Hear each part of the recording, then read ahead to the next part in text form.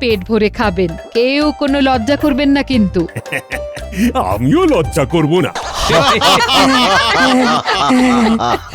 লজ্জা তো নারীর অলংকার, আপনি কেন লজ্জা পাবেন? গোপাল, তুমি একটু খাওয়ার সময় মহারাজের দিকে নজর রেখো। ওনার যে বয়স হচ্ছে, উনি সে কথা ভুলেই যান। তুমি মহারাজের পাশেই বসো গোপাল। রানী, অনেক হয়েছে, আর হাতে হাঁড়ি ভেঙো না তো। এবারে গরম গরম লুচি, আলুর দম, রসগোল্লা, কালো জাম আর ভালো আম দিতে বলো।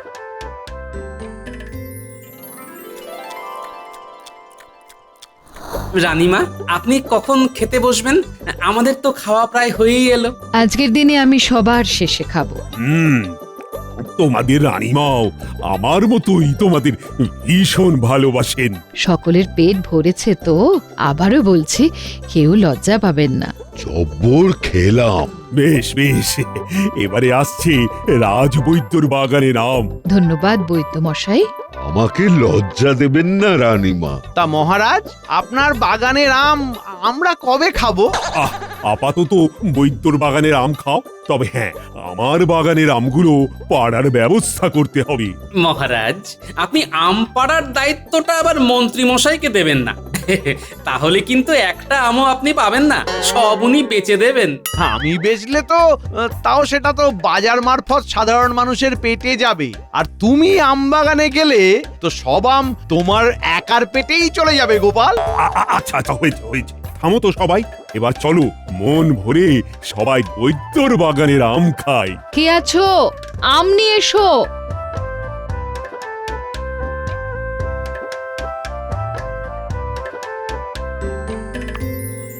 ও বাবা, মহারাজের পাতে কত বড় আমের চাকলা, কত ছাড়া আমার পাতে দিতে পারলো না। আহ আহ কি মিষ্টি আম গো বৈদ্য। হ্যাঁ, খান খান, সবাই মন ভরে খান। সবাই প্রাণ ভরে খাও। হ্যাঁ হ্যাঁ হ্যাঁ। মহারাজ এখন ওদিকে গল্পে মত্ত। আমার ছোট আমটা মহারাজকে দিয়ে ওনার বড় আমটা আমি তুলে নেব। আমগুলো সব খেতে লাগছে চিনির মতো মিষ্টি। এক সে বড়কর এক আম, সব বৈদ্যের বাগানের শ্রেষ্ঠ। নিন নিন নিন, এবারে মহারাজ আম খান, আম খান। আমটা আমায় অদল বদল করতেই হবে। ওহ ভগবান, আজ তোমার পরীক্ষা দেখি। মহারাজ ওদিকে তাকিয়ে এই সুযোগে আমটা বদলা বদলি করে নি।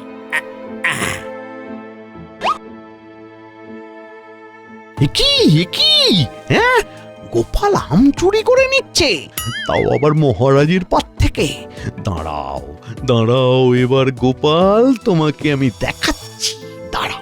আহ আহ, বেশ, হ্যাঁ, ভালোই মিষ্টি আম। তাহলে সবাই এখন যে যার বাড়ি গিয়ে ভাত ঘুম দাও। মহারাজ, আপনার পাত থেকে বড় আমটা গোপাল চুরি করলো, বুঝতে পারলেন না? গোপাল চোর! আগে আম চোর। আমচোর? তাহলে মন্ত্রী কি আমায় দেখে ফেললো নাকি? এই সেরেছে, তাই হবে। ও ভগবান, তুমি আমাকে পথও দেখালে, আবার ফাঁসিও দিলে। এ কেমন লীলা তোমার! গোপাল আবার কখন আম চুরি করে? আমি তো নিজের পা থেকেই আম খেলাম। একটু আগেই আপনি কথা বলতে ব্যস্ত ছিলেন, সেই সুযোগে আপনার আমের বড় টুকরো চাকলাটা সরিয়েছে। কিন্তু আমার আমের চাকলাটা তো ছোট ছিল। সেটা তো গোপালের হাতের খেলের জন্য হয়েছে। মহারাজ, সে নিজের পাতের আমের ছোট টুকরোটা আপনার পাতে রেখে আপনার পাতের বড় টুকরোটা নিজে নিয়ে নিয়েছে। সে কি? গোপাল, এসব কি শুনছি? বুকের পাটা থাকলে স্বীকার করো গোপাল। আগে মহারাজ, হ্যাঁ, মন্ত্রী মশাই ঠিকই বলছেন। তবে এই ঘটনাটাকে ওই চুরি করা বলে না, বদলা বদলি বলে মহারাজ। চলুন হাত ধুয়ে রাজসভায় গিয়ে আলোচনা করি। হ্যাঁ হ্যাঁ হ্যাঁ, চলো চলো চলো। চোরের মায়ের বড় গলা। তা তুমি হুট করে এমন কাজ করলে কেন গোপাল? আম পেলে আমি শুধু বদলা বদলি নয়, অনেক কিছু করে দেখিয়ে দিতে পারতাম। আমার এতগুলো আম বাগান, আমি কিছু করতে পারলাম না, শুধু এই কবচ হয়ে আম খেয়ে গেলাম। আর তুমি কি না? আমার যদি আপনার মতো আমের বাগান থাকতো, তাহলে দেখিয়ে দিতাম আপনার থেকেও কিভাবে আরো ধনী হওয়া যায়। তুমি কি আমার সাথে বাজি ধরবে নাকি গোপাল? আমারই আমের বাগান নিয়ে আমার থেকেও আরো বেশি ধনী হওয়ার বাজি ধরতে চাইছো? হ্যাঁ, ধরতেই পারি কি হিম্মত! মহারাজ। আমি বাজি ধরতে রাজি। আপনি আমায় শুধু আপনার আমের কখানা বাগান দিন, দেখবেন আমি আপনার থেকেও অনেক বেশি বিত্তবান হয়ে গেছি। কি এত বড় কথা? ও মন্ত্রী, কি করব বলো তো? মহারাজ, গোপাল 7 জন্মেও আমের বাগান নিয়ে আপনার থেকে ধনী হতে পারবে না। ও খালি আম চুরি করতেই পারে। তাহলে বাজি ধরতেই পারি, কি বলো মন্ত্রী? আমি বলছি, চোখ কান বুঝে বাজি লড়ুন মহারাজ, চোখ কান বুঝে। বেশ গোপাল, আমি বাজি ধরছি। আর আমার একটা প্রাথমিক শর্ত আছে, যেটা সকলের সামনে আমি একদম আম বাগানে গিয়ে বলবো। চলো সবাই আম বাগানে চলো।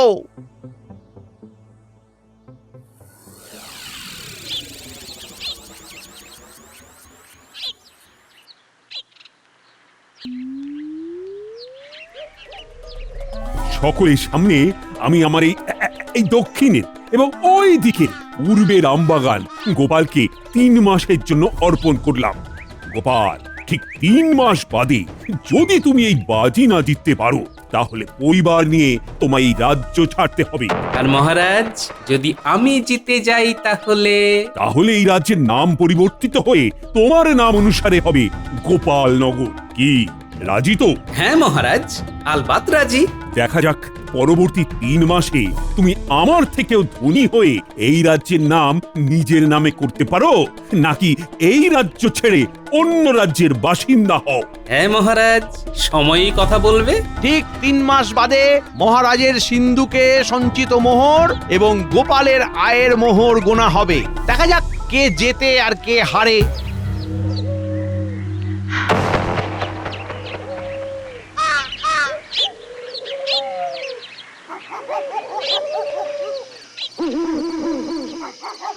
গিন্নি, ও গিন্নি, বাজি তো ধরে নিলাম, জিতবো তো? দেখো, জিতবে কিনা জিতবে সেটা আমি জানি না, কিন্তু তুমি যে বাজি ধরার সাহসটুকু দেখিয়েছো তাতেই আমি খুশি। হ্যাঁ হ্যাঁ, চেষ্টা তো করি। মাথায় একটা মোটামুটি পরিকল্পনাও করে নিয়েছি, বুঝলে?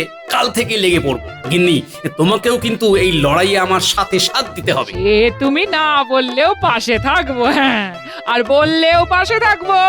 তুমি আমার বড় ভরসা গিন্নি। বলছি, মেয়ে জামাইটাকে একটু দেখে। ওফ, আবার সেই জামাইয়ের কথা। আচ্ছা আচ্ছা, বুঝেছি।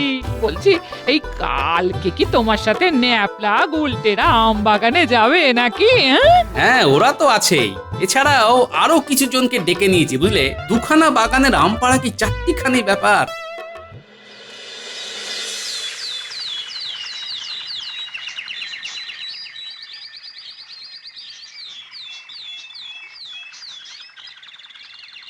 দাদু, ও দিদা, দরজা খোলো। আমরা এসে গেছি। আম বাগানে যাই রে যাই।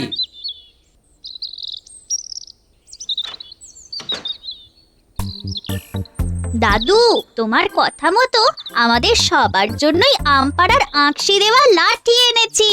ভালোই হবে, সবার হাতে একটা করে লাঠি থাকবে। দাদু, তুমি যে বললে আমগুলো পেড়ে আমাদের আরো বেশ কিছু কাজ আছে, কই কি করতে হবে সেটা তো বললে না।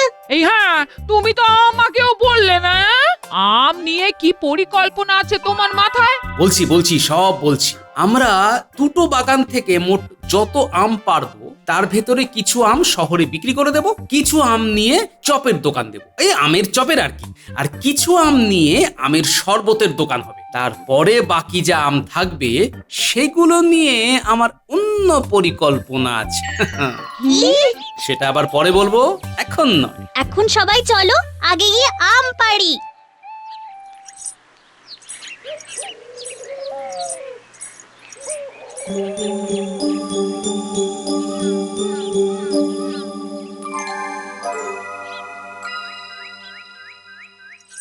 কি মহারাজ, সকাল হতে না হতে মুখ এত গম্ভীর কেন? ছাদ থেকে দেখলাম গোপাল আম বাগান থেকে আম পেড়ে গরুর গাড়ি বোঝাই করে নিয়ে যাচ্ছে। মহারাজ, গোপাল আপনাকে টেক্কা দেওয়ার বাজি ধরেছে বলে মুখ ভার করে আছেন, নাকি আশঙ্কা করছেন গোপাল সত্যি সত্যি যদি আপনার থেকে ধনী হয়ে যায়? কি হয়েছে যদি একটু মন খুলে বলেন। আশঙ্কা করছি, সেই জন্যই তো মুখ ভার। আরে গোপালের মাথায় প্রচুর বুদ্ধি, সেটা তুমি তো জানোই। যদি সে সত্যি সত্যি বাজি জিতে যায় তাহলে কৃষ্ণনগরের নাম বদলে গোপালনগর হয়ে যাবে। ও ভাবো তো, কি লজ্জা। উপরওয়ালাকে ডাকুন যাতে আপনার মান সম্মান বজায় থাকে।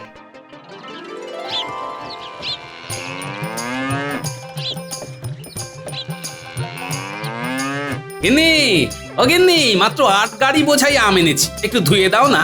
মা, বাবা, টুকি, আমি আপনাদের বাড়িতে একটু ঢুকি।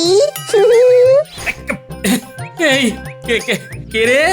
গলাটা খুব চেনা চেনা লাগছে। মা, আমরা। ওহো মা, আয় আয় আয়, এসো এসো বাবা জীবন, এসো, আয় মা আয়। উফ, ভালো আছেন বাবা? একটু আগে পর্যন্ত ভালোই ছিলাম বাবা, কিন্তু এখন অসুস্থ বোধ করছি বাবা। অসুস্থ লাগছে? ভগবানকে ডাকুন, কার যে কখন কি হয়। মনে হচ্ছে ঠিক সময়ে এসেছি। কি কি বললে? আর তোমরা এখন এইখানে? কি ব্যাপার? হাওয়া বদল করতে চলে এলাম টুকুস করে। কদিন থেকে তারপর যাব বাবা। দেখো তোমার কদিন যাতে আবার বেশি দিন না হয়। বাবা, এই দালানে ভর্তি আম যে, কি ব্যাপার? আমি কি একটু খাবো? না বাবা, এইগুলো খাওয়ার জন্য নয়। বাবা, একটু বলো না কি হয়েছে? আসলে মা, আমি মহারাজের সাথে বাজি ধরেছি, বুঝলি। বলেছি ওনার থেকেও ধনী হওয়ার ক্ষমতা আমার আছে। বলেছি ওনার বাগানের আম নিয়েই আমি আমার ক্ষমতায় অনেক কিছু করে ওনাকে ধনী হয়ে দেখাবো। ও, বুঝেছি। তা এগুলো ওনার বাগানেরই আম, তাই তো? হ্যাঁ মা, এই আমগুলো নিয়ে কিছু শহরে বিক্রি করব, কিছু আম নিয়ে শরবতের দোকান দেব, আর কিছু আম নিয়ে আমের চপের দোকান খুলব। তারপর অবশিষ্ট আমগুলো দিয়ে আম তেল, আমের আচার, আম সত্ত্ব। বাবা, এইগুলো করতে অনেক লোক লাগবে তো। তারপর 1-2 দিন অন্তর অন্তর আরো আম নিশ্চয়ই আসবে। হ্যাঁ মা, আম তো আসতেই থাকবে। তারপর ঝাড়াই বাছাই ধোয়ার ব্যাপারও আছে। এদিকে অত লোকও নেই, কি যে হবে তাই ভাবছি, বুঝলি। কিচ্ছু ভেবো না বাবা, আমি আছি, তোমার জামাই আছে, ও সব আম ধোয়া বাছা করে দেবে। আমি এখন আম ধোবো? শুধু আম ধোয়া নয়, অনেক কাজই করতে হবে। চলো। যাক, ভগবান মুখ তুলে চেয়েছেন।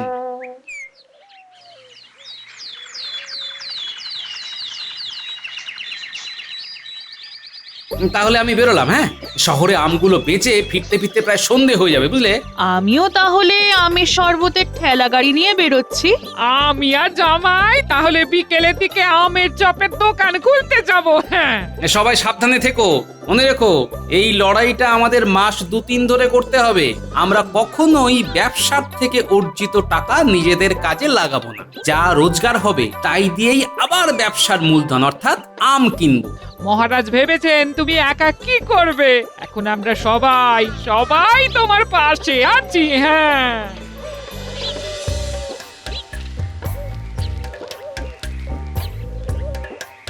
কাঁচা আমের মিঠা শরবত, 1 ঘটি 1 মোহর।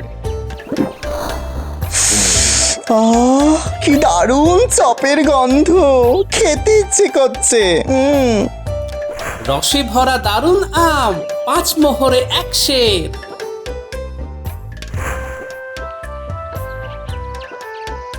35,999। আর এই একটা। তাহলে হলো সর্বমোট 36,000টা মোহর। আমি ভাবতেই পারছি না গো। বাবা, 1.5 মাসের মধ্যে এই, তাও আবার 2খানা আম বাগান নিয়ে। কষ্টের ফল। হ্যাঁ, আমি ভাবছি আরো 2খানা আম বাগান কিনে নিই, বুঝলে। বর্ষাকাল আসছে, এইবারেই তো আসল খেলা শুরু হবে। হ্যাঁ হ্যাঁ বাবা, কিনে নাও। আমি তাহলে ভালো আমের চপ ভেজেছি, বলুন। হ্যাঁ বাবা, তুমি আমের চপ ভাজায় দক্ষতা অর্জন করেছো।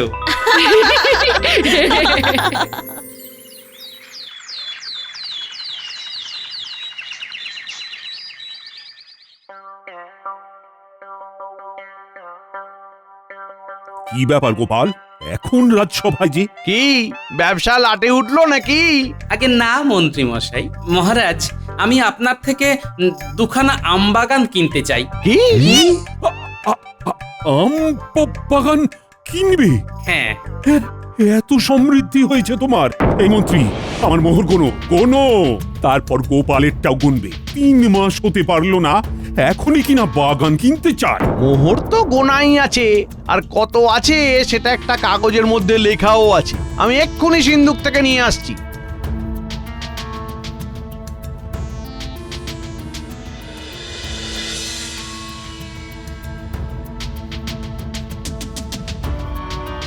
মহারাজ, আপনার সর্বমোট 36,500। এবারে গোপালেরটা দেখো। আমি হিসেব করেই রেখেছি মহারাজ, এত মোহর আনতে পারিনি। তা তোমার হিসেবে কত হয়েছে শুনি? মোট 36,000 আছে। কি ব্যাপার গোপাল? 500 মোহরে আমি এখনো এগিয়ে আছি। তুমি কখনোই আমায় টেক্কা দিতে পারবে না। যাও যাও, আমি আর আমবাগান দেব না। ভেবে দেখুন মহারাজ, এখনো 3 মাস হয়নি, তাতেই আমি আপনার ঘাড়ে নিঃশ্বাস ফেলছি। যাকগে, আসি। আমার বরাদ্দ 3 মাস শেষ হলেই না হয় দেখা হবে মহারাজ।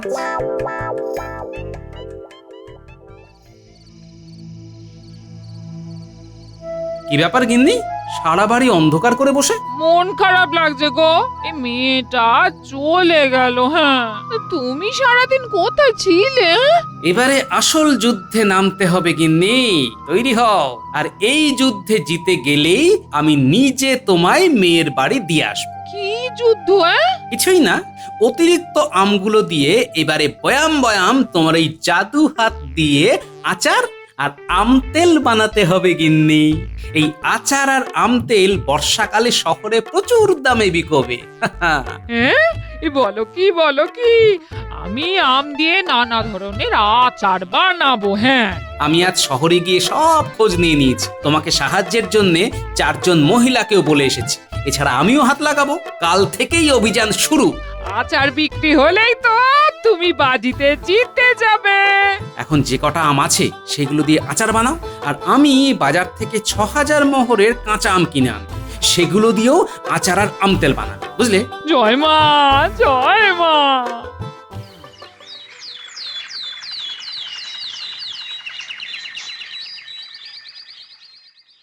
কি ব্যাপার, গোপালের মুখে এত হাসি যে? আগে বিজয়ের হাসি। গোপাল, এত স্পর্ধা, এত আত্মবিশ্বাস ভালো নয়। মাঝে মাঝে আত্মবিশ্বাসটা প্রকাশ্যে আনা ভালো মহারাজ। গোনা শুরু করো খাজাঞ্চি, আগে আমারটা করো। জোরে জোরে গুনবে। আই মন্ত্রী, তুমি খেয়াল রাখো। 1 2 3 50,000। মহারাজের সর্বমোট 50,000 মোহর। এবারে গোপালেরটা কি চিন্তা নেই, তোমায় 50,000 অবধি এবার গুনতে হবে না।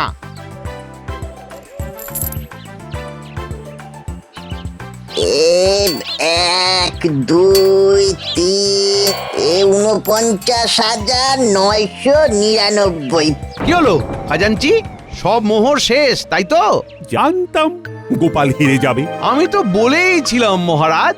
মহারাজ, মোহর এখনো শেষ হয়নি, এখনো থলিতে 10টা মোহর আছে।